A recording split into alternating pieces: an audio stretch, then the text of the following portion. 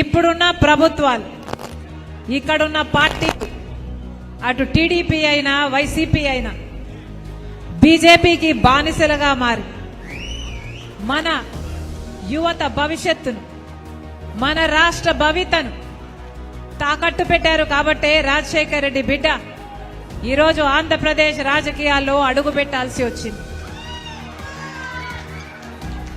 తెలంగాణ నాకు మెట్టినిల్లు అయితే ఆంధ్రప్రదేశ్ నా పుట్టినిల్లు.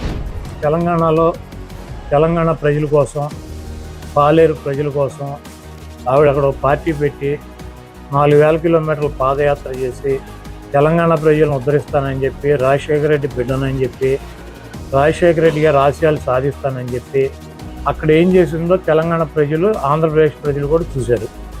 అక్కడ ఆవిడకి 0% ఓటింగో లేదా 1% ఓటింగ్ ఉండేది. ఆ పార్టీ ఇంకో జీరో ఓటింగ్ ఉన్నటువంటి పార్టీలు విలీనం చేసి ఇక్కడికి వచ్చి ఆవిడ మళ్ళీ ఇక్కడ కూడా సేమ్ డైలాగులు, ఆంధ్రప్రదేశ్ కోసమే పుట్టాను, ఆంధ్రప్రదేశ్ చరిత్ర పుట్టాను. నా సొంత వాళ్ళు అనుకొని 3800 కిలోమీటర్ల పాదయాత్ర చేశాను. నా బిడ్డలను, నా ఇంటిని పక్కన పెట్టి వైసీపీ పార్టీని ఒకప్పుడు నా భుజస్కంధాల మీద వేసుకొని నిలబెట్టాను.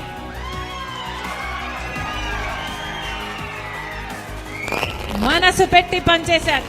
నా రక్తం ధారపోశాను, నా చెమట ధారపోశాను. ఆవిడ పార్టీ కోసం కష్టపడ్డాను, పార్టీ కోసం ఇది చేశాను, అది చేశానని చెప్తాను. ఆవిడ డెఫినెట్గా వైఎస్ఆర్ కాంగ్రెస్ పార్టీ కోసం, జగన్మోహన్ రెడ్డి గారి కోసం, రాజశేఖర రెడ్డి గారి కోసం, ఆవిడ కుటుంబం కోసం ఆవిడ కష్టపడి ఉండవచ్చు. అయితే ఆవిడ 2014 ముందు 2012లో జగన్మోహన్ రెడ్డి గారు జైలుకి వెళ్ళినాక సెప్టెంబర్లో పాదయాత్ర చేసింది.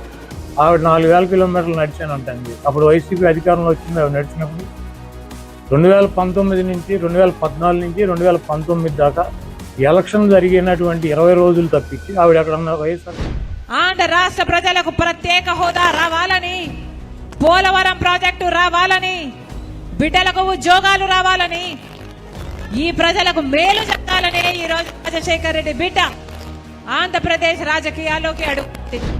వైజాగ్లో స్టీల్ ప్లాంట్ గురించి 4 సంవత్సరాల నుంచి గొడవ జరుగుతుంది. ఆవిడేమైంది 4 సంవత్సరాల్లో ఏమైంది? పోలవరం ప్రాజెక్టు ఇప్పుడు గుర్తొచ్చింది ఆవిడికి. ఇవన్నీ కూడా రాజకీయంగా ఏదో రకంగా ఒక పదవిలోకి రావాలని చెప్పి కాంగ్రెస్ పార్టీ ప్రాపకం కోసం జగన్మోహన్ రెడ్డి గారి మీద నిందలేస్తూ తిరుగుతుంది.